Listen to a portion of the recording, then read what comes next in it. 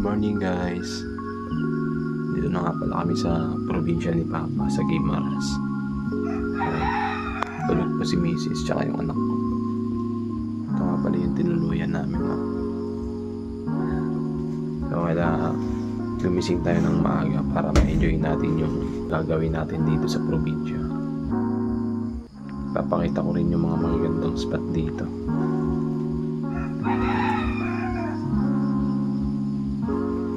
Ito nga pala yung bubungad sa amin dito pagka gising namin sa umaga.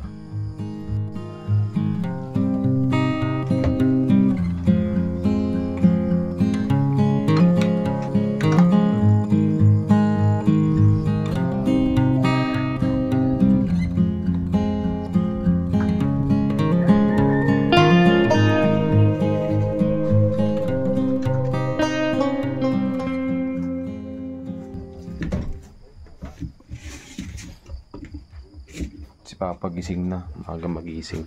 Mga pala yung teknolohiya namin.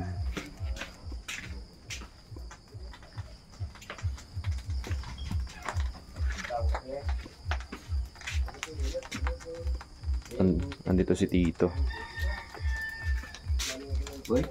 At si Papa maaga nagising.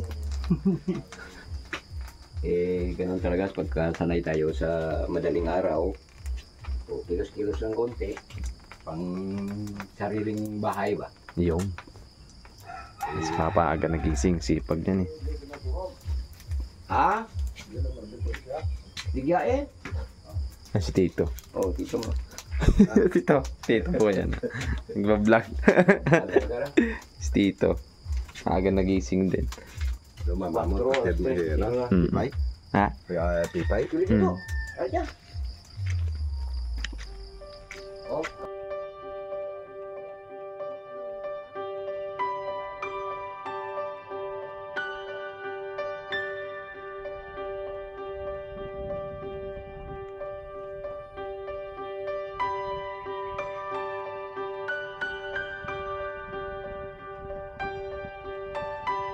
yung napakasarap sa probinsya.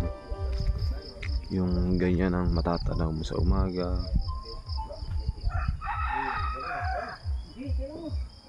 Yan yung tinuluyan namin. Dito hindi mo na kailangan mag-electric fan. Talagang sobrang ramig ng kwarto. Yan.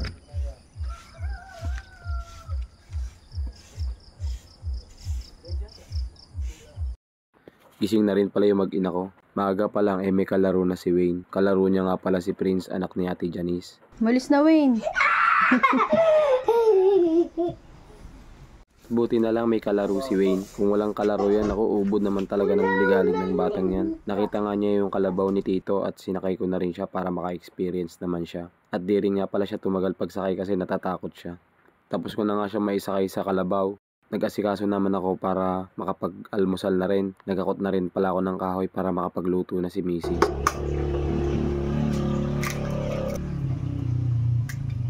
Wait, kunin mo yung puwan natin.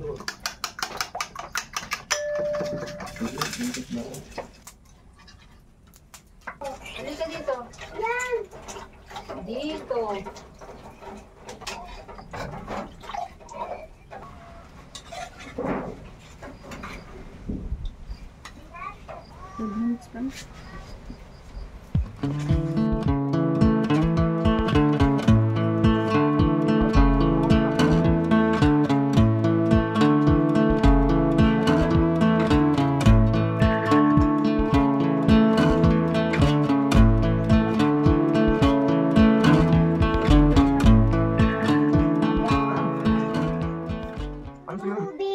At nang nakapag-almusal na kami, dumaretso na kami kay Lola Abo para bisitahin siya at kamustahin. Ayun, nanay, loob.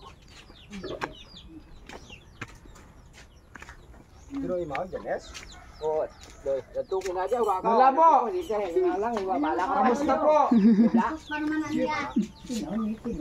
Anak po ko ni Doy. Bunsong anak.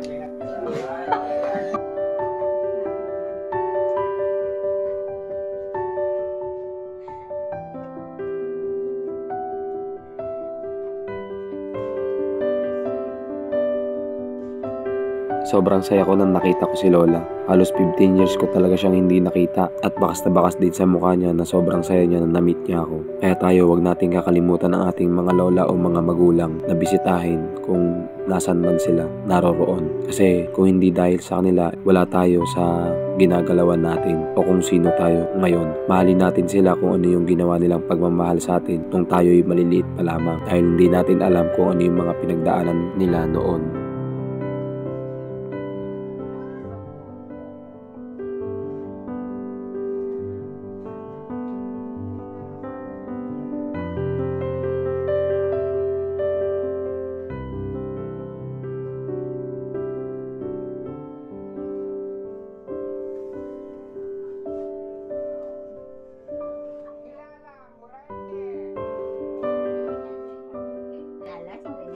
Dugay ka sa Maynila, murang bata ang gamay.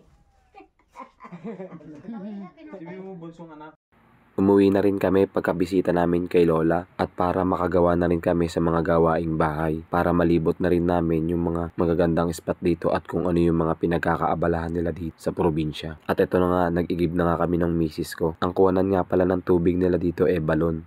Nakakamiss yung ganitong gawain. Naalala ko bigla nung nag-aaral ako sa Buntog Elementary School. Ako yung pinag-iigib ng teacher ko para lang may maibaon ako kinabukasan. Pahirapan naman talaga ng tubig doon noon. Yung tipong kailangan mo pa pumila ng sobrang haba para lang makakuha ng tubig. Tapos kinabukasan mo pa makukuha kasi nga ang haba ng pila.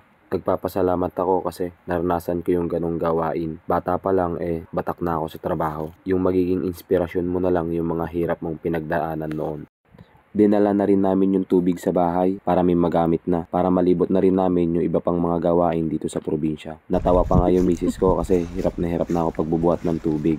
At sabi pa niya na edad na daw ako. Ang balik akong ganito Eh? Ngayon, hindi na ako sanay. Ay, matanda. Ito ng balik. Dito pa na ako buhay.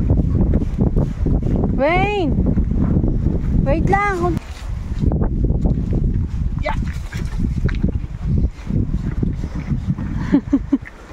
Wait lang, Wayne! Wait! Tabi na! Dito pala sa likod na yung dinalaan. Ayun, umiiri na Wait lang! Hubad na short! Okay lang, naligo na. Si Wayne po kung kailan naligo tsaka pinagganyan. Ay, dapat mo pa ka. Dito mo lagay. Yuso eh. Uling ka. Yan ang nakuha niyo. Ay po.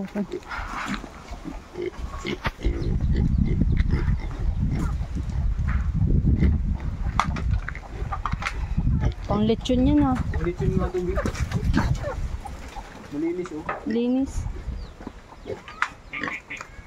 Hindi sila takot ano. Iba, kunti ka naman ang ingay Oo. Ito, linis ito. Kaya paliguan natin dyan ito kanini. Ganyan yung lechon. Ang puti ano. Tayo na. Laki ng manok dito. Halika dito, Wayne. Kapit ka, Papa. Oo.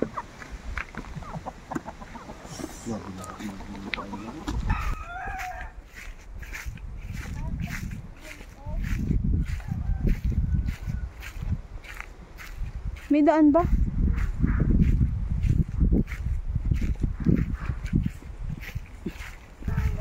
Wala, basa pala dyan. Hindi, wala yan na may bato Sabi po. Tabi po. Ayan. Pupunta kami sa palayan ni Tito. Sabi mo, pupunta kami sa palayan ni Tito. Palay. Sabi mo, tabi po.